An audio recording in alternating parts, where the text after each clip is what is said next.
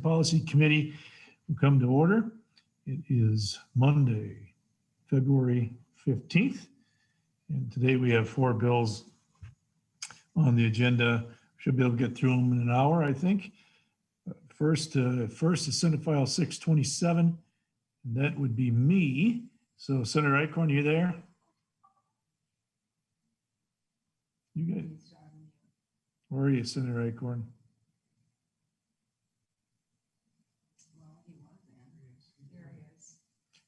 Okay, unmute there. I'm back here. I got booted off somehow. I don't know if we're having connection issues or what, but I'm back on here now. So you User error. there. All right. I'm at your beck and call. I'm at your will, Mr. Chair. All right. So let's go to, it looks like we've got your Senate File 627 up first. Yes, State Mr. schools Chair. revenue. Yes, Mr. Chair. There are no amendments at this time for this legislation. So members, what we have here is a bill that will, as it has been said, address the concerns of many education organizations in Minnesota. There are some several new things here. If you've looked at the bill, several adds and several new things. It increases the levy limit amount. It adds equalization. It adds aid to certain other schools, charter schools, intermediates, the Bureau of Indian Education, and some non-publics.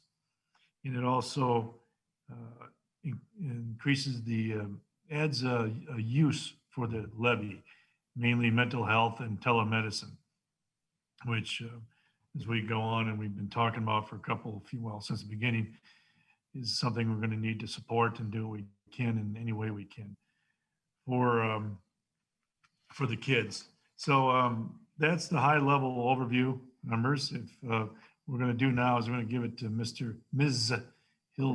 Gilseth, and she's going to go through the columns on the 2 spreadsheets you have. The total cost of this proposal as is, and the runs as we proposed, it's about $21 million. And as you see, when she puts up the spreadsheet, it comes in a combination of ways. Not everybody gets equalization, some just get the aid. So Ms. Gilseth, I'll turn it over to you. Mr. Chair, I'll turn it over to you and Ms. Gilseth, if that's okay. Ms. Joseph, please just state your name for the record and go ahead and get started. Thank you. Thank you, Mr. Chair. My name is Betsy Jelseth, analyst on the Education K-12 Committee. So I think you can see my screen okay. It says Senate E-12 Committee in the top left, Senate File 627, Safe Schools Revenue for fiscal year 22. Okay, so this for fiscal year 22, I'd like to point out that the total revenue change is all going to be an aid. So it's about 10.6 million. And so if you look across the columns, column A and B are just your regular districts and names. Column C is your adjusted pupil unit for fiscal year 22. And then fiscal year 20 enrollment, column D looks at the enrollment counts for the Bureau of Indian Education schools as well as the non-public schools. And then current law is columns E, F, and G. So districts currently get to levy up to $36 per adjusted pupil unit. And then intermediates get to levy up to $15 per adjusted pupil unit, which means for fiscal year 22, it's about $36.5 million that they can levy up to. And then under this bill, the districts will receive one additional dollar, which will be aid, again, because in fiscal year 22, under this bill, everything is aid, which would be about $883,000 that districts will receive because there's 882,536 APUs. Non-publics and BIEs, Bureau of Indian Education schools will receive about $2.5 million or $37 per APU in aid. And then intermediate school districts will receive an additional $1. So they'll go from $15 to $16 in aid, which is about $313,000. Cooperatives will receive an additional $16. They didn't have any authority before this bill, so they would receive they receive $16 per APU, which is about $4.2 million. And in fiscal year 22, again, this is all aid. And then charter schools will receive about $37 per APU, which is about $2.7 million. So again, for fiscal year 22, the cost is $10.6 million, all in state aid, and that's entitlement. And then for fiscal year 23 is when we add in equalization and then levy authority. So if you look at the top, it's going to say for fiscal year 23. So it's a little bit more expensive in fiscal year 23, 10.7 million in total revenue change. The levy change, which is equalized, is about 4.2 million. The total aid entitlement change is 6.5 million. And then of that 6.5 million in aid entitlement change, 1.2 is equalized, which can be seen on the top right. And then we're going to go over the columns again. So district and name, and then C and D are, C is APU for fiscal year 23, and then D is the same as fiscal year 22, the enrollment for Bureau of Indian Education and non-publics. E, F, and G are current law, same as the last spreadsheet, but updated for fiscal year 23. So current law allows safe school levy up to about 36.6 million for fiscal year 23. And then under this bill, district levy goes up $1 per APU, but it's on an equalized levy. So that would be about 800, about 884,000 APU, because that's the APU number. Non-publics and BIEs, we're still using the same fiscal year 20 enrollment. So it's about 2.5 million. They're receiving $37, which would still be all in aid. Intermediates, instead of being at the additional $1 in aid, it changes to the $1 in levy authority, which is about 315,000. And then cooperatives, they can get up to $16 per APU in equalization levy, which is about 4.2 million. And then charter schools would receive $37 per APU in aid. So it's equalized because districts, intermediates, and cooperatives all have levy authority. So part of that levy authority would be equalized under this bill. And I'm happy to answer. Oh, and then the total revenue change again is 10.7 million for fiscal year 23. I'm happy to answer any questions. Thank you. Thank you, Ms. Jelseth. Senator Chamberlain, did you have any other testifiers on the bill? Yeah, there's a few queued up. Mr. Adams, Ms. Hayes, Superintendent Hayes, then Bornstein, and then Mr. Rogers, Mike Rogers, Mr. Rogers, 4 testifiers. All right, perfect. I heard you mention Mr. Adams and Mr. Hayes. We can do them first. Mr. Adams, just please unmute yourself, go on camera and state your name for the record, and go ahead and get started as soon as you're ready. Thank you, Chair Eichorn. My name is Steve Adams. I'm the treasurer of the Hopkins School District, school board from the Hopkins School District. And I appreciate the opportunity to be here today and testify regarding Senate File 627. I am also testifying on behalf of the Association of Metropolitan School Districts, Schools for Equity in Education, the Minnesota Association of Secondary School Principals. I thought I had a. I'm sorry? No, I'm sorry. Keep going. Keep going. Association of Elementary School Principals, MSBA, the School Board Association, and Minnesota Rural Education Association. I looked over the bill and I'm pleased to see that there's some expanded uses of eligible expenses. It's something that we've been lobbying for in our district for some time, primarily for the cybersecurity costs. You know, as the school districts are going more and more to distance education, as well as a lot of other online services, cybersecurity is becoming more of an issue, and we are incurring additional costs as a result. So we're very happy to see that included in the bill. One recommendation would be to add cybersecurity insurance to that. We spend over $7,800 annually for cyber insurance policy, cybersecurity insurance policy. So it would be nice to have that included also as an eligible expense. And well, we're appreciative of the $1 increase in the levy authority. It does not cover our costs. The last time I looked at it, in 2018, we were spending about $460,000 annually on safe schools eligible expenses. and revenue was under 400,000 for Safe Schools expenses. So what is not covered by either state aid or levy authority, of course, gets taken out of our general fund, which resulted in, which was about $25 to $26 annually per pupil.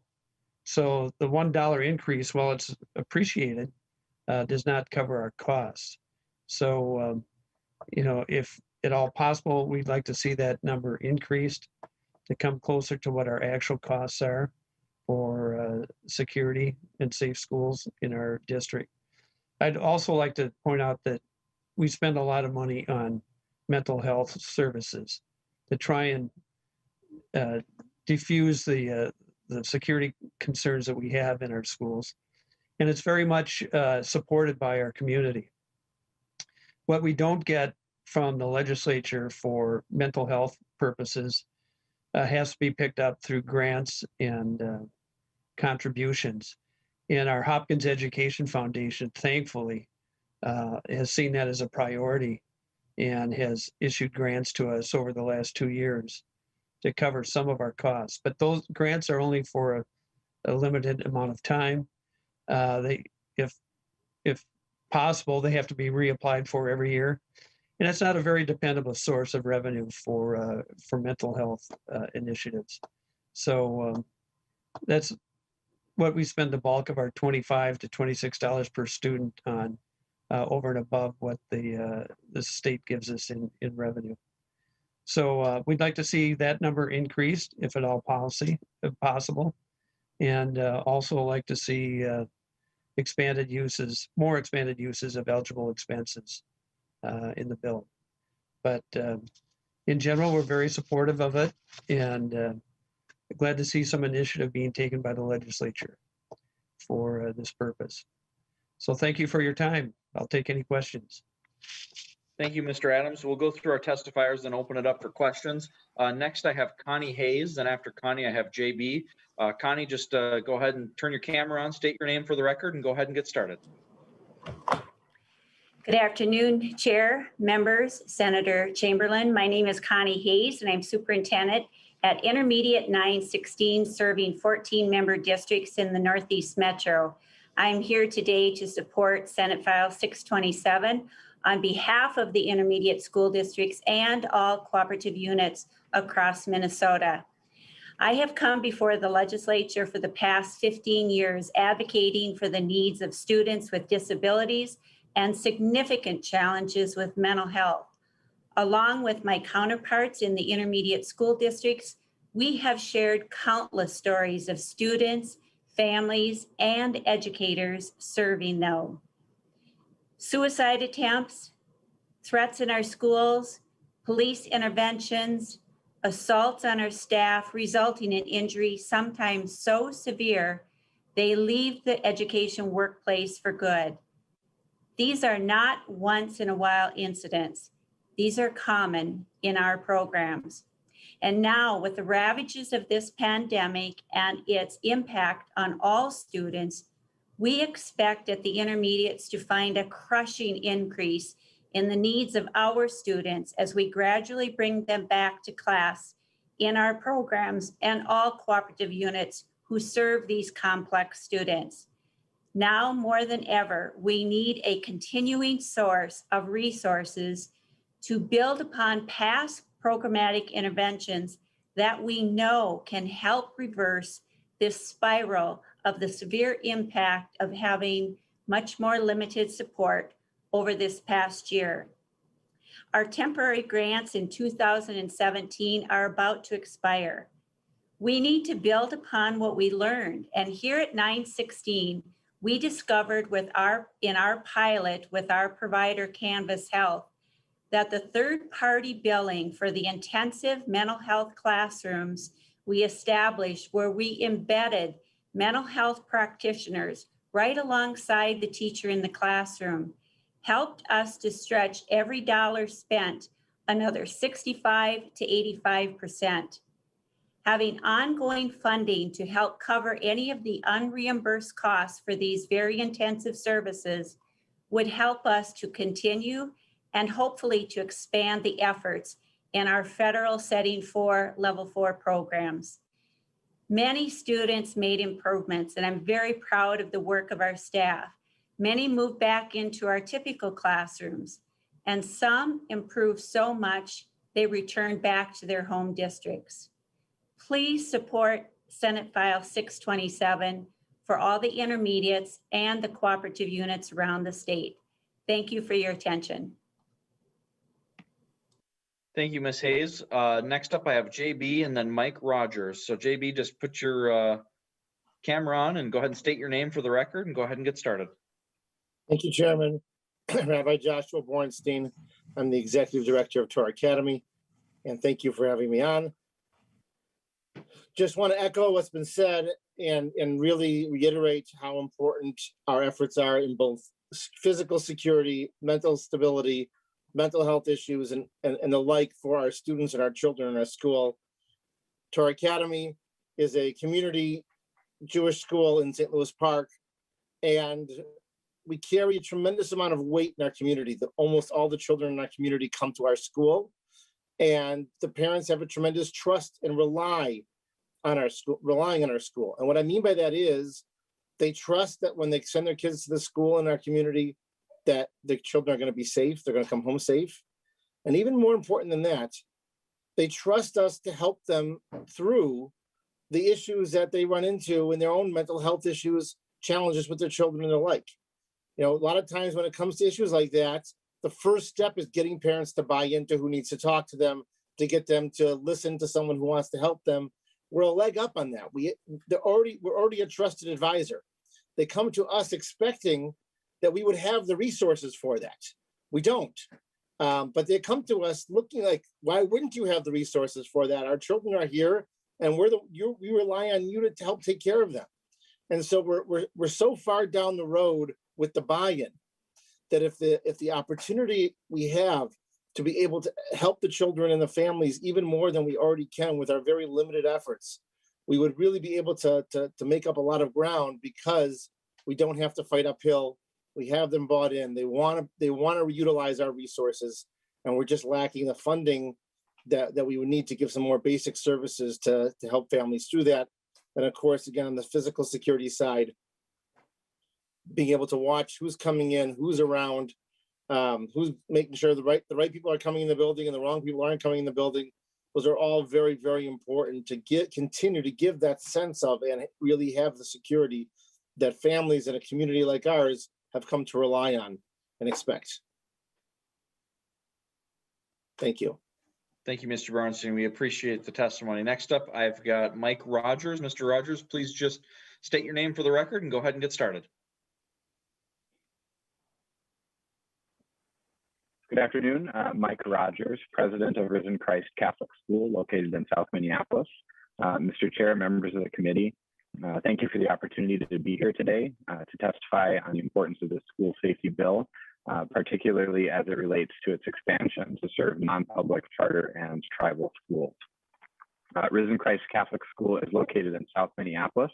We're a kindergarten through 8th grade school, serving 325 students, 90% of whom are Latino, and 90% of whom qualify for free and reduced price lunch. We are also located just 3 blocks from the corner of 38th and Chicago, where George Floyd was killed on Memorial Day. And so we all remember the difficult days of this past summer, curfews, the nights of unrest, burning buildings, the National Guard. As you can imagine, this seriously affected the students and staff of our school community, and the neighborhood was frankly on edge during that time. At Risen Christ, during that time, we had several unauthorized entries into the school building over the summer, leading to some vandalism and theft. Thankfully, none of the incidents were serious, but it did highlight some of the issues that we hope to address if this bill is passed. The changes proposed to this bill would give us much needed funding to make our school building safer. We would be able to invest in a new modern entry system, and we could add other security features to keep the building safer. But of course, our school is about much more than just the building. It's about the people, of course. 2/3 of our students live along the Lake Street corridor and experienced firsthand the events of the summer. Many members of our community are hurting, and frankly, some of our students were traumatized. During the first week of June, as our school year was drawing to a conclusion, teachers described virtual classes and meetings with students who were afraid. They were hearing what was going on around them. Many were trapped with nowhere else to go. One of our students lost her home during that time when her apartment building burned to the ground. So in addition to physical security for our building, this bill will allow us much needed funding to address the emotional and mental needs of our student community. And as we know, those needs are critical to maintaining a safe school community, as everyone here has eloquently said. But the students at Risen Christ have been severely and disproportionately affected by COVID, by the unrest in our community. They've been hit very hard, and their mental health and well-being is suffering. Our school plays an important role in the lives of students and their families. It's a place of safety and security that many of them desperately need. So we need all the resources that we can muster, both public and private, to help maintain their mental health and to maintain a secure and safe building for our community. And really, there are tens of thousands of students in Minnesota in non-public charter and tribal schools who would benefit from this funding. So certainly, I think we can all agree that students deserve to feel safe and secure inside their school, regardless of the type of school that they attend. So that's why I'm here and strongly speaking out in favor of this, because I think the addition of non-public schools, charter schools, and tribal schools is really essential to the most basic needs of Minnesota students, which is the need to keep them safe. Thank you. Thank you, Mr. Rogers. And that's all I have for testimony. So members, if there are questions for any of the testifiers or Senator Chamberlain, put your hand up. I see Senator Isaacson has his hand up. Senator Isaacson. Thank you. So a couple committees ago, I had asked about funding for private schools and what the constitutionality of that, and it was pointed out that there's a couple of places we do that, and we had a really nice memo. Thank you to whoever put that together. I remember, I believe it was Jenna. And it kind of outlines how that works, and it doesn't appear this follows that formula. So I'm just wondering, is this going to be, and maybe legal counsel wants to weigh in this, is this going to be ripe for a possible lawsuit in terms of funding across schools or shouldn't be, in terms of private schools and where the statutes are written, or Constitution? I'm just looking for some advice on that, please. Senator Chamberlain, is that something you want to refer to council, or do you want to take that? Yeah, maybe Ms. Lewis can take a stab at it. Ms. My Lewis? opinion, but yeah, Ms. Lewis. Mr. Chair and members and Senator Isaacson, on page 2 of the bill, the language restricts the use of the aid, and it's only for costs associated with the safe school activities, which are then listed later on in the bill. So because it's limited to those uses, that makes it more likely it's permissible use of state dollars going to the non-public schools. Senator Isaacson? Yep. So why would you say that? And maybe it's obvious, and I apologize. I'm not a lawyer, and I don't know if I understand the nuances there. But because it's limited to certain uses, why does that make it more likely that you can spend money on private, non-public education than other types of use? I'm just so I'm clear about that. Yes. Ms. Lewis? Sorry, Mr. Chair and members, it's the that the uses don't further the religious mission of the school. So it's for the benefit of the students, as you would benefit public school students by providing a safe place or mental health services. Under the current non-public pupil aid, we also reimburse for textbooks and such, but they can't be used to further the religious mission of the school, in addition to providing some health services and that sort of thing. Senator Isaacson? So you said more likely, meaning that your belief is that would fall within the court's vision as being something that isn't prohibited in terms of what we can fund. Is that correct? Ms. Lewis? Mr. Chair, that's correct. You know, nothing we can do can prevent somebody from suing. So Right. I'm just trying to get a grasp of that, because I apologize. I didn't interrupt you. Go ahead, Ms. Lewis. Yeah, Ms. Lewis, I thought you had that power to do that. I'm sorry, I interrupted, Mr. Chair. Are there any other questions? I don't see any other hands up. Senator Uyghur? Senator Uyghur, you're Yes. on mute. Yes, thank you, Mr. Chair. Unquestionably, there is a need to further address student mental health needs, cybersecurity issues, and Senator Chamberlain, I thank you for giving us this opportunity to expand on that. We need to invest it, so we'll come up with the dollars, I assume, at some point to meet the need. I want to acknowledge Superintendent Hayes. I formerly served on the 916 board, and I believe Superintendent Hayes, after 15 years of great service, you're going to be retiring. So thank you for your service. One question I did have, Mr. Chair, is to Mr. Rogers. And Mr. Rogers, you mentioned about the particular impact that it's had on private schools, the pandemic. And could you comment more about some of the issues? Because I know we've heard how you've been open most of the time, but you've also mentioned in testimony that it's created, as it's just disrupted everybody's life, but it's created some very significant issues. Please share more about that. Mr. Rogers, are you on the line still? Yes, I am. Yes, I'd be happy to answer that. Specifically for the students of my community at Risen Christ in South Minneapolis, just simply because of many of our parents of our students are frontline service industry type workers. So there was a huge loss of employment that occurred when things shut down back in March. And so we really see ourselves as being kind of a steady, solid foundation for our students. So we prioritized returning to in-person instruction after Labor Day, which we did successfully. So really, it's the families know that their children are in a safe place. With 2 meals a day, we serve breakfast and lunch for our students. So it eases the burden on the families with whatever they might be experiencing. And so certainly we want to bring as many resources to bear as possible to help serve the needs of our community. So I think, one of the reasons that I'm excited about this particular bill that we're discussing today is because it would provide more resources for our students and a student population that's been really, really hard hit by, frankly, what in some cases amounts to trauma from what they've experienced since March, but particularly in May and June. Senator Uyghur? Thank you, Mr. Rogers. And I had a question of Mr. Adams. If you'd yield, or Mr. Adams. Question, Senator Uyghur. I see he's still on here. Okay, thank you. I agree, Mr. Adams, about the cybersecurity. Actually, I had carried a bill just like this before and had added cybersecurity. And you mentioned insurance coverage as well, which is a good idea. Any numbers that you might be able to relay as to the cost if that was an additional option? Certainly. Thank you, Senator Uyghur.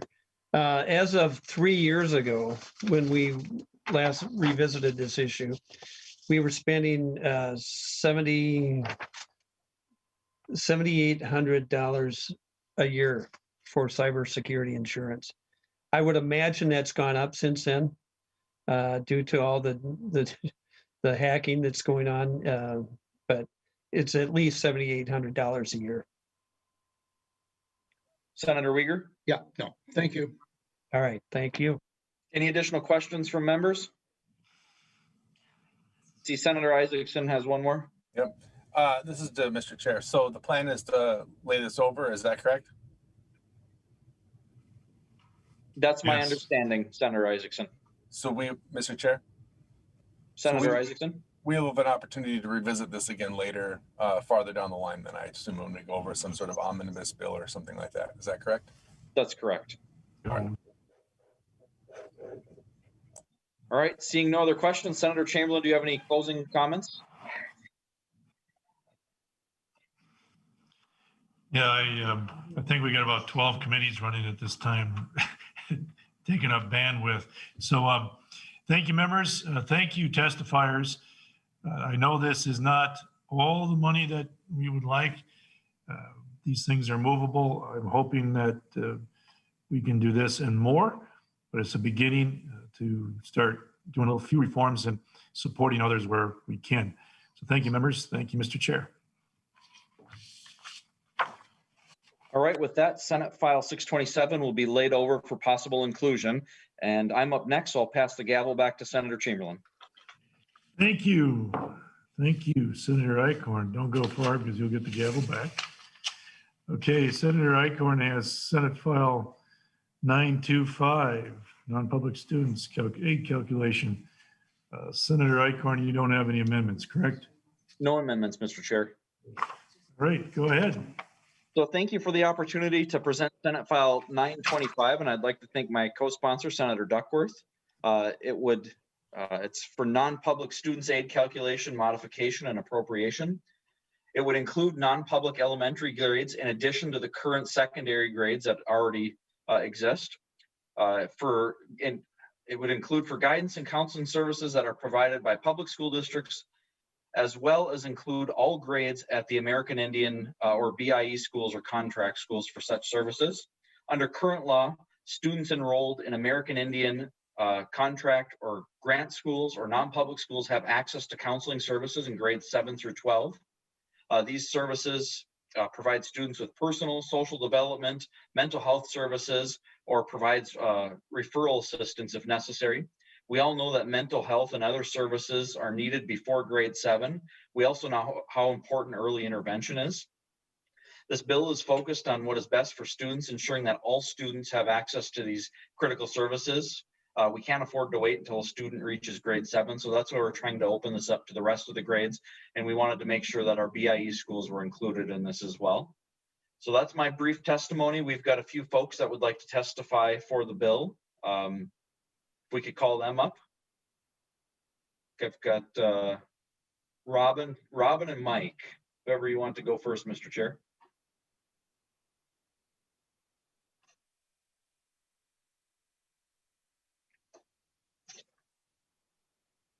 Senator Chamberlain, you're on mute. It's a progressive commercial. Okay, Ms. I'll call you first, then Mr. Who will be after that. You're up. Just state your name. Welcome to the committee. State your name, the record, and who you're with. Thank you. Right. Good afternoon, and thank you for considering all of Minnesota students today. My name is Robin Alcala-Sainer, and I'm here to support Senate File 925. To provide a brief background on who I am, I began working as a non-public counselor in the Rochester Public Schools in 1994, prior to which I was a non-public counselor in Caledonia, Minnesota for a year. I did take a hiatus from school counseling to be an assistant professor at Winona State for 5 years and returned to the non-public counseling position in Rochester in August of 2019. To help you understand a little bit about my role as a non-public counselor, I'll simply share my Thursday afternoon. After lunch, I spent 45 minutes with an 8th grader who was having extreme anxiety, and we developed a plan for how she would manage her day and created a list of strategies for coping, given that she wouldn't be able to see her therapist for 2 weeks. This was followed by a Google Meet with a 7th grader who's been feeling isolated and depressed. She shared that it's been 323 days since she was in school with her peers. We meet weekly to stay connected. In the middle of our meeting, 2 4th graders came barging in saying they wanted to talk right away. I sent them back to class because following our meeting, I had a Zoom meeting with a therapist at Mayo Clinic who'd been working with a student of mine. The student took several pain pills a few weeks ago and told me about it when he got to school. We were able to connect him with the emergency room right away once we reached his parents. If there'd not been a counselor available to the junior high students, there would potentially be an isolated and depressed 12-year-old girl, a 13-year-old having panic attacks at school, and potentially a 14-year-old boy who took his own life. They never did get back to the 4th graders. What we've been experiencing in schools in recent years has been an increase in emotional dysregulation at early ages due to grief, trauma, mental health issues, and learning issues. During the pandemic, I have been seeing an increased anxiety and mental health needs in both students and adults. According to the CDC, 1 in 6 children ages 2 to 8 years old have a diagnosable mental, behavioral, or developmental disorder. Diagnoses of anxiety and depression have been steadily on the rise in children's ages 6 to 17 since 2003. Early diagnoses and appropriate interventions for children and their families can make a difference in the lives of children with mental disorders, as well as the schools and communities in which they live. These issues impact all schools, and no family or community is immune to these struggles. Minnesota schools have recognized the need to increase services to young people in recent years. In addition to increasing elementary school counselors in Minnesota, social workers, school psychologists, and school nurses have been on the rise, thanks to the grant monies available. Over the past decade, public schools have added positions such as behavior specialists, mental health practitioners, and student success coaches. Rochester, Minnesota is a strong and vibrant community and school district, yet non-public schools receive 2 hours per day of nursing and a half day to 2 days per week of junior high counseling services. This is insufficient to meet the needs of the students in our community. School counselors are the only resources within the non-public buildings who are trained and licensed to address academic, behavioral, personal, social, and career needs of all students, as well as provide consultation for teachers, parents, and administrators. Additionally, we provide prevention and social emotional learning for students through classroom lessons. We build individual resiliency, develop academic skills, practice functional relationship building with students. However, beginning this process in grade 7 is too late. Additionally, students who have mental health issues and require support outside of school are waiting a minimum of 6 weeks for an appointment with a mental health practitioner. The school counselor is the front line for assisting those students with their daily struggles, as well as the main referral source for students and families. Students in the buildings I work in are dealing with behavior and academic difficulties as a result of divorce, loss, poverty, trauma, parent addiction, chronic illness, learning disabilities, sexual identity, mental health issues, and now COVID-19. Please support providing elementary counselors in all buildings. Thank you.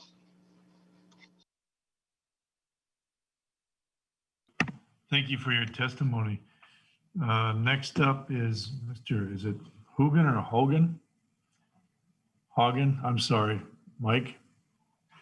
It's Hogan, thank you. Okay, all right, thank you. You might just state your name and who you're with for the record. Welcome. Thank you. My name is Mike Hogan. I am the principal at St. Mary's Mission School on the Red Lake Indian Reservation, and I'd like to thank you for inviting me to come and speak in support of Bill 925. At St. Mary's, we're a small private school that has humbly served the children and families of Red Lake for over 129 years. We're proud of the successes that we've had throughout our history. Currently, 100% of the students that we serve are Native American. We've recently added 7th and 8th grade to our school, and have been having a lot of great academic success with our kids that we're really proud of. Now, that academic success comes with a lot of challenges. Depending on the source we use, 70% of our families live below the poverty line. On our reservation, over 500 children are in the foster care system. Many of our students are raised by their grandparents, and alarmingly high rates of babies are being born addicted to drugs. All of this leads to mental health crises. Suicide rates are higher on reservations and with Native American students than any other group in our country. The challenges that our students face moving forward are real. And one way that we can help overcome these students is by more resources and a focus on mental health at an earlier year. Our school partners with other Native American Catholic schools across the country and work in collaboration with the University of Notre Dame for that. During one of our last professional development opportunities, we had a roundtable discussion on children's mental health, specifically suicide. And as we talked about what is successful at stopping and preventing suicides, the one thing that we all came in common was group counseling starting at the elementary years. So we needed years and years and years of group counseling to get the students to open up to start to see a decrease in the suicide rates. That's something that we've been able to provide our students is young group counseling, but the resources to provide that to other non-public schools and to help us use that money in other places as well, promoting social emotional learning would be absolutely huge for our students. As a principal, my focus is always on the health and safety of our kids, but it's heartbreaking the changes in mental health that's happening recently. Coming back from distance learning from COVID, we had the first day we had 3 students that were suicidal. To have that big long break without their support system that was the school, as soon as they came back, they were reaching out, screaming for help. And we needed a counselor in the young grades. And those are 4th graders, 5th graders that were suicidal. In my role as principal, I consistently have to remind our 3rd and 4th grade teachers about their QPR training and about scripts when they're talking to students that have mentioned self-harm. Things like, are you suicidal? Do you have a plan? Are you safe? Who can you call? Who's your safe, trusted adult? These are all things that are becoming a reality in education and things that we need resources to provide for our students. Promoting student mental health has been something that's been happening throughout public schools and non-public schools alike. This is something that needs to continue to happen for our students to thrive, and having the funding available in both public and non-public schools would be huge for the students of Minnesota. So thank you for this opportunity to share our story and for my opportunity to support this bill. Thank you, Mr. Hogan. Thank you, sir. There's Senator Cwodzinski. You have a question?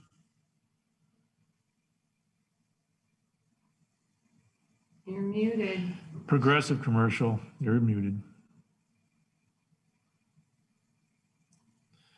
He still doesn't know. Unmute there, Senator. I like to hear you this way, but you ought to unmute it. I like to hear you muted, but There you are. Yeah, okay, just like at home, my home. Go ahead. Thank you, Mr. Chair. The last 2 bills are very, our kids, but the theme is both our kids are struggling, many of them. And because we're dealing with safe schools, and we're dealing with safe schools, and we're dealing with counselor ratios. And our counselor ratios and our safe schools are, it's a pretty important deal. And yet my concern, and I know we've talked about this in the past, but Article 13, Section 2 specifically says, in no case shall any public money be appropriated or used for the support of schools wherein the distinctive doctrines, creeds, or tenets of any particular Christian or other religious sect are promulgated or taught. So I'm trying to wrap my heads. Yes, I want to help kids with their counselor to student ratios. And yes, I want to help kids with to keeping our schools safe. But if in fact violates the Minnesota State Constitution, I'm not sure if we are even allowed to have this conversation. So again, I'm not looking to solve this issue today or tomorrow, but just an ongoing debate as we move forward to try to keep our schools, our kids safe and our kids mentally needs met with their counselor. So thank you, Mr. Chair. Thank you, Senator. Any of the 2 testifiers or Senator Eichorn, you want to have any comment to that comment or no? I would say, if we refer to Ms. Lewis's previous comments, Senator Isaacson asked a similar question, and I think Ms. Lewis's response probably applies in this realm as well. I kind of saw her shaking, nodding her head a little bit, so I think that's probably the case. Okay. Yeah, thank you, Senator Eichorn. Members, any other questions? I don't see any. Oh, there's one. Senator Isaacson. I share Senator Cwodzinski's concern about this. In my TAC while I'm also not sure about the private school situation, and legal minds are going to have to manage that, and I'll have to trust them to handle that. And I appreciate Ms. Lewis and her help with that, because I'm literally trying to swim in the deep end of the pool there. But what I will say is that I have a hard time justifying any money to a private school when I know we have inadequately funded public schools. And for me, that's kind of the rubric I'm at with right now. So it'll be really tough for me to justify that. That doesn't mean it's impossible, but it seems to me like we have a long way to go with our public schools before we're adequately funded. So I'm not sure I want to spend money elsewhere. Now, could there always be exceptions? Absolutely. Might this be one? I have to look at it further. That's kind of my initial thought. Thank you. Thank you. I'll just say is correct. We're not going to solve this problem today. It's been ongoing, been a long discussion back and forth. I simply would reframe this. It's all public education. All public education. Just because there's someone with I know we separate because of the religious issues, but it's all public education. They're all kids that need to be educated. And I think maybe that's another way we need to frame this and look at this, this whole argument, but I'll leave it at that. Ms. Sanner, Alcala, did you want to have a comment? Thank you. Yeah, I just wanted to say this has been happening, the funding, because I've been a non-public counselor since 1993. It's just been with 7th through 12th grade up to this point. And there are certain restrictions on what we can and cannot do. So, and one of those is we cannot provide a better service than the public schools. So when public schools have cut school counseling, my position has been cut in the past. So just to kind of know that this has been a practice. We're just asking that it reach down to the lower grades. Thank you. Okay, we're going to wrap up. Senator Eichorn, you want to wrap up? Any final comments? Yes, I can wrap up quick. I just want to say thanks for the opportunity again to hear this bill. It's supported by several organizations, including the School Counselors Association, Independent School Forum, Minnesota Association of Independent Schools, Catholic School Conference, but it really goes to try to help all kids. I think all Minnesota students should have the same opportunities, and especially when it comes to counseling, and especially with what, the general public, everyone has dealt with in this state and this country over the last year with COVID, exacerbating everything else that goes on in life beyond this. So I think these counseling services are important. I think it's important that we're not only directing these funds to the non-public schools, but also to the BIE schools as well. I've got some of those in my district. So I think this is just a little step that goes a long ways. We left an open appropriation in the bill. We realize we don't have targets or anything like that yet, but we hope this is something that we will be able to put some funding into so that all Minnesota students have this help available to them. So thank you for the opportunity, Mr. Chair. Thank you, Senator Eichorn. Thank you, members. With that, Senate File 925 will be held over for possible inclusion. Thank you very much. Thank you, testifiers. So next one is not a bill. It was introduced today. It has a number, but rules and process prohibit us from taking action on it the day it was introduced and to the system. So members, this is going to be, it's got a number, Senate File 1012 1012, 1,000 bills, a little frightening, but I thought we'd have a brief discussion on it.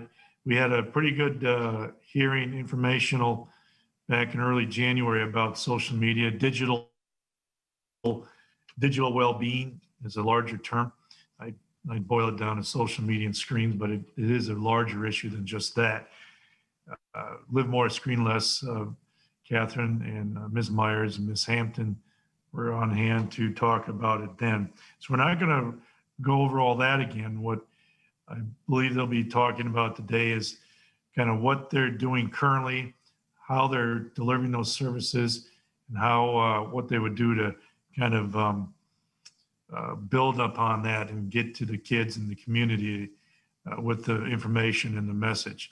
I will say this to start is that the proposal is not perfect. I would not normally do this, but for what I believe is a crisis, with our kids, mental health, partially driven by, as we talked about before, this digital media, screen time, social media stuff that they're exposed to for endless hours every day.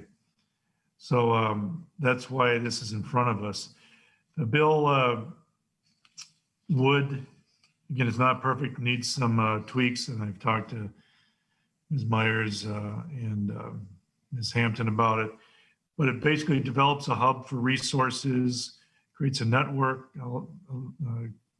mandates that they create a network for local and national organizations, do train-the-trainer instructions, and get youth involved in helping to push this as well. So money would be used to obviously help support the build out of an infrastructure for that, and then to they'll have to pay personnel, but mostly the money would be used for media and information to schools and be a resource to schools and the Department of Education. Livermore Screen Less is the only organization in this state that comes close to dealing with this issue, and they know of what they speak. It's based on science, it's based on research. They're already engaged in the community and with schools and trying to address this issue. So I will not talk anymore. After this, we have Senator Cwodzinski's proposal, Senate File 237, which has a little bit different take on addressing the same issue. So maybe he'll have his time to speak, but maybe this will help give a little intro to that as well. So with that, I think I'll just turn it over to Ms. Myers and Ms. Hampton to kind of go over how they're going to do it, what it looks like, what they're doing now. Okay, so I am still the chair. I didn't have to hand over the gavel. So I think whoever wants to go first, Ms. Myers or Ms. Hampton, with your comments about how this bill would work, how you would do it. Oh yeah, you have a little presentation. Go ahead. Chair Chamberlain and Senate committee members, good afternoon. Thank you for this opportunity. I think what we have to talk about today is right in line with what you've been hearing this afternoon about the mental health concerns of young people, and additionally, the cybersecurity issues. Marie and I, with Livermore, are appreciative of and excited to present to you this bill that Senator Chamberlain has alluded to. The Digital Wellbeing Bill is an outline for next steps for a plan that together we can address the issue of screen misuse and overuse for all Minnesotans. We submitted to the committee written testimonies from young people, school leaders, health professionals, parents, academic, and teachers that technology is not neutral.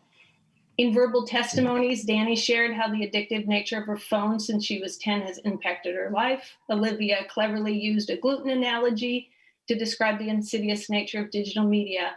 And Fairbolt's assistant principal, Mr. Sean Peck, reviewed the many ways that misuse and overuse of technology affects his students' health, overall well-being, and learning. Tragically, we heard sobering testimony from Ashlyn Lee's mother, Shannon, as she spoke to the unimaginable pain of young Ashlyn dying by suicide provoked by cyberbullying. We've heard today about the suicide rates. I just want to reiterate the 2019 Minnesota Student Survey reported suicide ideation increased for all grade levels in the last 6 years. The student survey data shows more Minnesota students than ever reported long-term mental health, behavior, or emotional problems. When the student survey report was released, Education Commissioner Ricker asked on Minnesotans by declaring, "Our students are talking to us and we must listen." Livermore responded to Ricker's call by creating our Listen In video series that you heard when we last testified. Senators, young people want you to come together and support them. A 2018 Pew Research study, Teens and Tech, found specifically that young people have an especially negative view of the way politicians are tackling the issue of cyberbullying. 79% of teens say elected officials are doing only a fair or poor job of addressing the problem. Together, we can do better by our Minnesota children. So let's dive into what Live More, Screen Less is doing to bring comprehensive digital well-being education, resources, and services to the state of Minnesota. And with your leadership, how resources and services can be accelerated and amplified.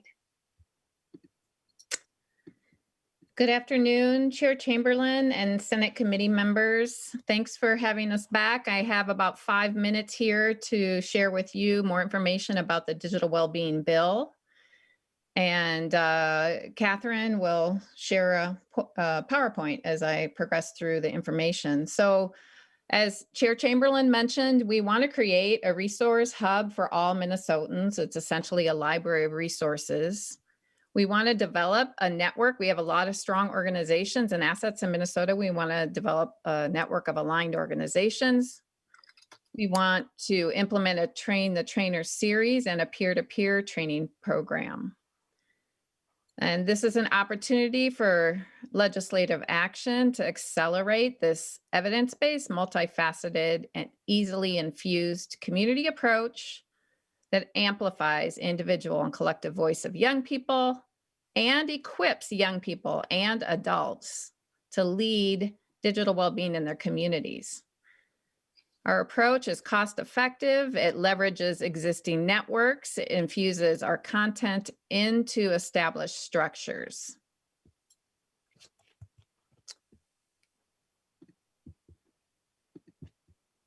So our journey, our organizational journey, began with a deep dive into the research and local and national data. So our first proposed solution is to create that digital wellbeing resource hub to engage, educate, serve parents, Minnesota school leaders, teachers and staff, youth development organizations, and young people. And the slide shows the many different ways that these groups can be supported. Our resource hub will be Minnesota's premier created extensive library with peer-reviewed studies and practical tips for promoting digital well-being, and will be accessible on our website and linked to other government websites like MDE and MDH, school districts, youth development organizations, and community agencies. And you can help make this evidence-based resource readily available for all Minnesotans. Another step in Livemore's organizational journey over the last 2 years has been networking and collaborating with public and private sector.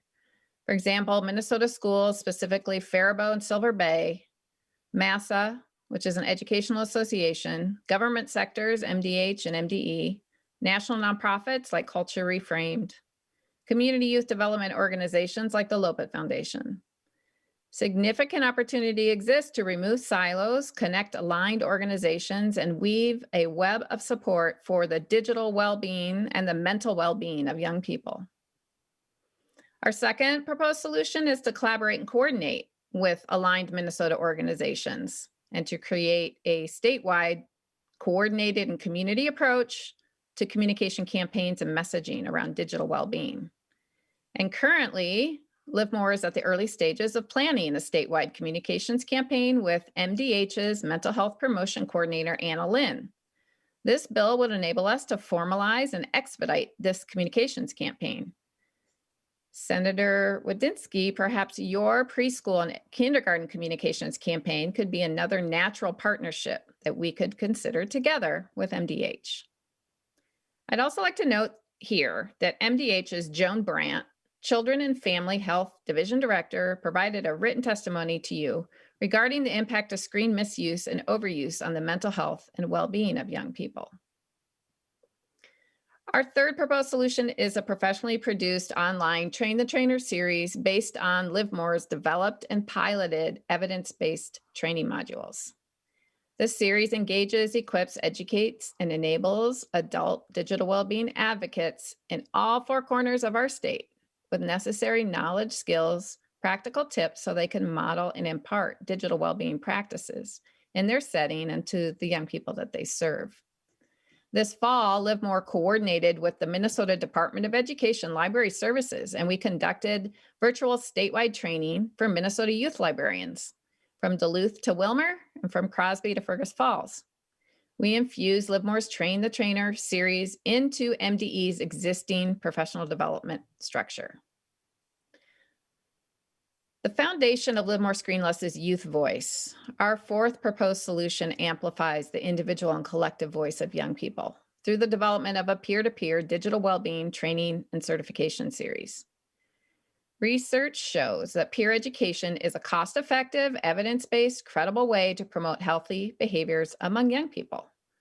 And our culturally responsive peer training will equip young people with necessary knowledge and skills so they can model and impart digital well-being practices to their peers and younger children in school, after school, and community settings. And I think some of you heard from our youth council members a couple of weeks ago about the work that they have been doing in this area. So we are working with our youth council to develop this training, and we have plans for 2 school pilots this spring. Additionally, we've initiated conversation with a U of M extension educator in northern Minnesota and are excited about a potential partnering to create, promote, and evaluate this positive youth development model. And I just want to share that prior to joining Live More Screen Less, I was a program evaluation consultant for nonprofit organizations. So I bring this expertise to the work of Live More.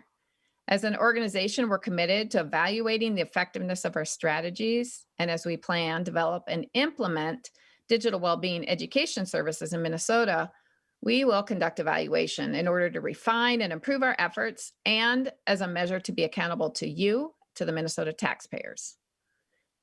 And that'll include findings that will be reported on a quarterly basis. Thank you for your time and attention.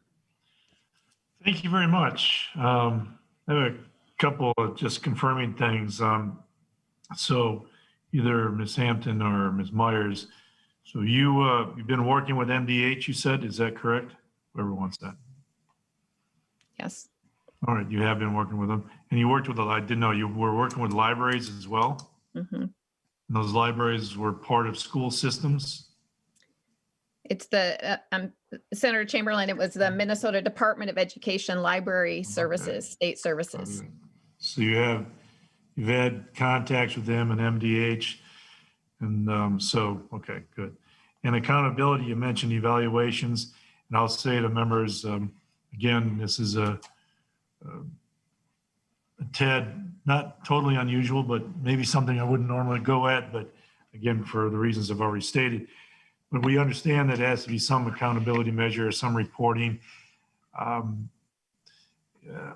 will admit that requiring an audit, an independent audit of their operations up front would be difficult, but we can work other things in there for credibility purposes, whether it's getting 990s, having them come back with a report after 1 year, things of that sort. We can come up with something to make sure things are on track and what their metrics are for success, and if they're meeting their goals. They know what they speak. They've been out there doing things like this in the private sector for other things as well. So they're not a stranger to it. So with that, I'm going to let Senator Kunish, you have a question, and Senator Isaacson. Yes, thank you for letting me question. When you say that you worked with MDH and with the Minnesota Library, I don't know exactly which group you were working with. What does that mean when you say you worked with them? Like what does that entail? And what were their thoughts or their feelings around a program such as this? Ms. Hampton, Ms. Myers, who wants that? Thank you, Senator Chamberlain. Senator Knusch, I would like to just make a clarification in that we have worked with both the Minnesota Department of Health and the Minnesota Department of Education. The Minnesota Department of Education is how we worked with the youth librarian services. Through the Minnesota Department of Health, as Marie mentioned in her testimony, that's who we have been partnering with on creating a communications campaign with Anna Lynn. And then we have also we've provided webinars in their mental health and resiliency training. We've also engaged with the SHIP coordinators and have provided education with them as well. follow up? Senator Kunish? So did you ask like librarians, you say youth librarians, are these school librarians? Are these public school librarians? And what was the sort of communication that you had with these libraries? So with that was so Senator Knusch, with that was our Train the Trainer series. That included school librarians, outstate librarians. I think we mentioned, from Duluth and Fergus Falls, so bigger library systems. And I think you're asking what their response was, and they found the content to be very relatable to what they have to deal with themselves in their use of technology, and then what they see in their libraries. And they found it multi-layered in how they could use the information with parents, with preschool story time, really sweet. Just when the kids came on for the preschool story time, the youth librarian made sure they looked away from their screens to do behaviors before they engaged with her. So I think I just want to say it was multi-layered in how digital well-being could be applied in their specific libraries. And just one more follow-up. So I'm curious about that. I myself have been a library media specialist in elementary as well as middle school, and I've seen the rise of screen time for students, and I'm not really in favor of as much as they are required. But what I'm really what I'm thinking about is that while as a library media specialist at the elementary level, I was a prep provider. So we did, the library and the books and the literature, but we also were responsible for all the technology skills, teaching these kids kindergarten through 5th grade in the school that I was. So I mixed it up between, so it wasn't, a full lesson in technology and a full lesson in literature. But by the time you hit middle school, there's a huge expectation, and this is not coming from libraries. There's a huge expectation that classroom teachers will use these, will use the Chromebooks or the laptops almost exclusively. And, there were times in my school district where there were reading programs that were like speed reading programs. Kids were totally turned off by it and absolutely refused to do it. And so I would say that it's not so much the libraries that are the ones that are maybe promoting all the screen time, even though we have that responsibility for teaching the technology at the elementary level. But I would suggest maybe looking at school districts and what they are mandating their classroom teachers to do, and how much time they are expecting their teachers to put their kids in front of a Chromebook for lessons rather than a face-to-face paper and pen delivery. And that would go along with the testing, the amount of testing as well. Just a few thoughts that I had on the subject. Thank you. Thank you, Senator. We're going to keep moving on here. Senator Isaacson? Thank you. And Mr. Chair, I think this might be a question for you, but I'm not. So I find myself in kind of an awkward position, because if this was— You're supporting what I like? Well, that would be awkward. Thank you for being so blunt about it. That gives me a lot more latitude. And so I think that the issue is really just. I think there's a problem that I'd like to see addressed. I don't know how if I agree 100% with the way they address it, but they're taking the initiative, and I respect that a lot. I think what's odd or awkward about it is that I find myself having to ask questions of the people that are here on behalf of this idea that I would normally ask of an organization. And so it makes me feel like I'm asking like personally motivated questions, which I hope you don't feel that they are. But like, I would want to know, what experience do you have working with budgets that are 7 figures? What experience do you have implementing plans that are statewide across multifaceted areas? I mean, there's a lot of questions I would ask if you were an organization asking for this money. But because you're new, and I think I really respect what you're saying, Senator Chamberlain, about putting some stopgaps in place you wouldn't normally do it, because you recognize there's more uncertainty there than we might expect with an organization that have been around for a while, partly because we're dealing with things as they come. It's innovation, right? And so my question would be just kind of understanding that if we're going to look at a lump sum of money, which is not been determined yet, is that correct? That's correct. Okay, I would want a lot more assurances about where it's being spent, how it's being spent, and how the science backs up what they're saying that I might normally ask of an organization that has a track record. And I think that makes it a little weird to ask questions, because I don't want to be like, well, what do you know? How do you know how to do this? When I can look at an organization's track record and say that. Does that make sense? So I hope you don't see that as a negative attack in my questioning, but I would like to know for my own edification, if I'm going to vote for a bill that's going to spend money to an organization, what is your personal background with managing multifaceted budgets like this that reach across the state in many different buckets in an attempt to create a state? I mean, this is a huge undertaking, right? It isn't just a quick policy change. This is a really big undertaking, and I'd like to have a better understanding of that. Yeah, well, you're right. And as I had mentioned, this is a bit unusual in the sense that, but there's no one else out there right now to do it. And it's a pressing need. So Ms. Myers and Ms. Hampton, we have discussed this.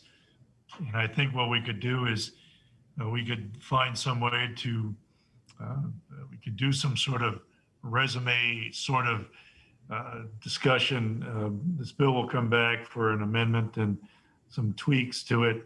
We won't go through the long presentation because we've had this twice now. So it would be a discussion on possible amendments and how we create that confidence and they can establish credibility.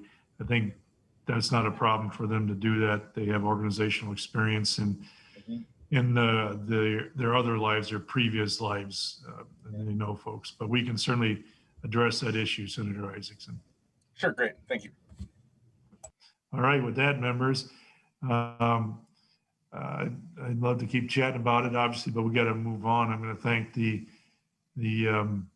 two testifiers, and again, there's no motion or any action on this bill because it was just introduced today to the process. So we'll ask Ms. Myers and Ms. Hampton about how we might be able to create that credibility and confidence for the members as we go forward and discuss a few accountability things that might have to go into the legislation. It's not easy, but I think we got to do something. So with that, members, there's no gaveling necessary here. Ms. Hampton, Ms. Myers, thank you once again for your time and for your presentation. No need for you to stay on. Well, you might want to listen to Senator Cwodzinski's proposal next. It's right up that right in the same spot, as you know.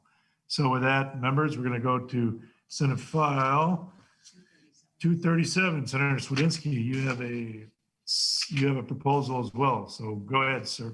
Senator, you have an amendment, I see. You have the sun in your eyes. Yeah, I got a lot of issues today, evidently. Thank you, Mr. Chair, and thank you, members. The bill before you is Senate File 237, which would place limits on individual screen time for pre-K students and establish a program to educate parents of the risks of everything we've been hearing from the previous testifiers, specifically in the 0 to 5 age group. I do have the A1 amendment I'd like to introduce. It's an author's amendment. Members, A1 is an author's amendment. So all those in favor, huh? Yeah, thumbs up. All those, looks good. All those opposed? It's accepted. So you have your bill, Senator Isaacson. Did you just call me Senator Isaacson? Oh, Mr. Chair, there's going to be some sort of anticism here. This is out of control. Well, you know. I only wish I had that rich of a vocabulary.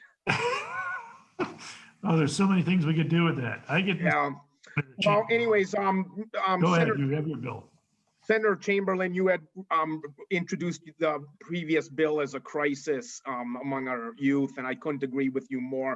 The American Academy of Pediatrics currently has guidelines on screen use for young children, and this bill is designed to keep those in mind. The bill can essentially be divided into two parts. The first part would prohibit preschool or kindergarten students from using an individual use screen or tablet or computer without any engagement from adults or and other students.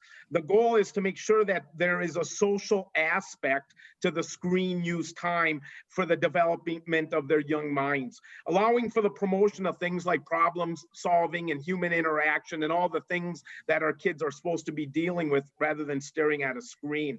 I've heard from a few stakeholders and advocates in the last couple days as with respect to students with disabilities, this might be a problem, the language in the current bill, and that they may need an exemption from the bill. So as the senator, as the chair has so eloquently said, this issue is not going away anytime soon. Our two bills are just a way to get the ball rolling, so get the conversation going.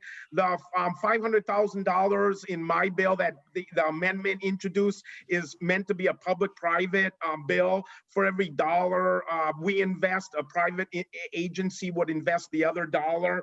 We, you know, I don't need to tell you guys again, we've heard the arguments, the physical, mental, social, emotional, cognitive detriments of screen time are proven time and time again. Our kids' physical needs to sleep and eye strain and headaches and obesity and back pain and neck pain, their mental trends of increased numbers of anxiety and depression and suicide numbers.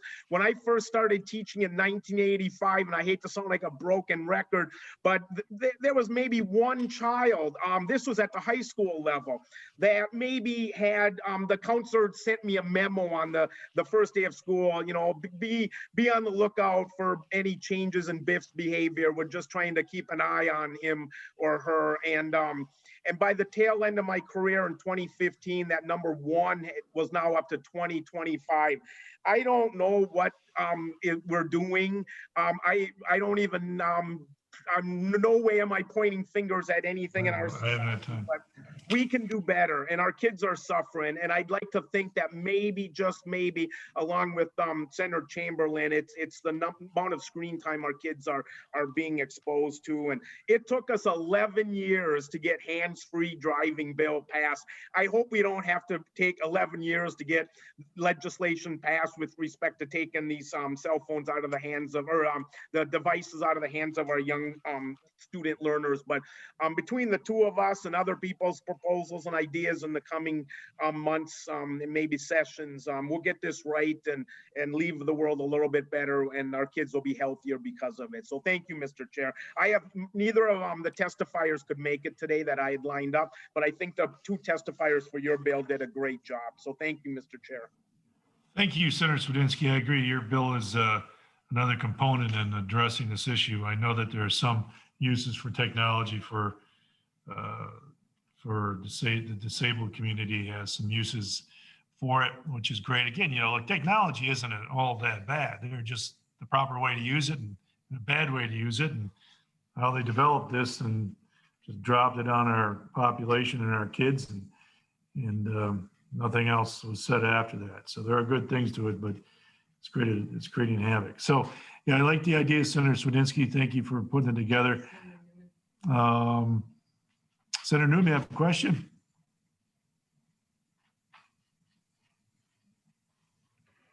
No question, Mr. Chairman. I just wanted to echo my support of Senator Cwodzinski's bill. You know, I really think that this screen time issue regarding our youngsters is a lot more important than most of us realize. Let's hope that it doesn't take us as long to recognize and resolve this problem as it did with the hands-free. Thank you, Mr. Chairman. Thank you, Senator Newman.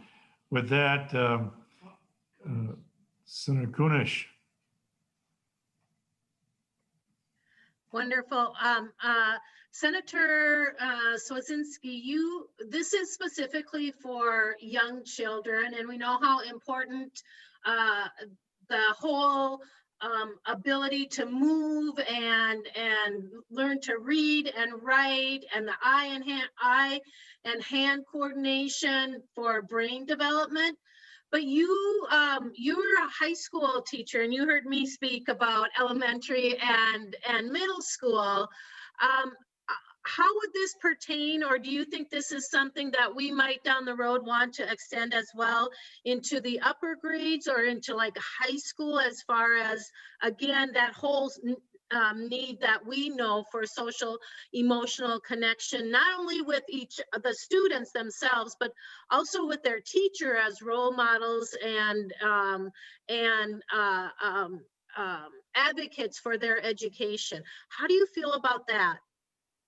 Great. Good. With that, let's get this right. Let's start with the little kids and move on up to the high school level, and leave the kids better off than maybe they would have been without these types of bills. Members, we got to go. We have to end this happy time. So thank you for the discussion. Thank you for staying a little bit later. And Senate File 237 be held over possible conclusion. And members, we thank you testifiers again. Members, Wednesday we will be hearing, we'll be doing two things. We'll be hearing an overview from the department regarding the governor's budget proposals. And then we're going to, I think we have one bill, Santa Foundation. That should be it. Thank you, members. With that, we're adjourned. Thank you. Have a good night.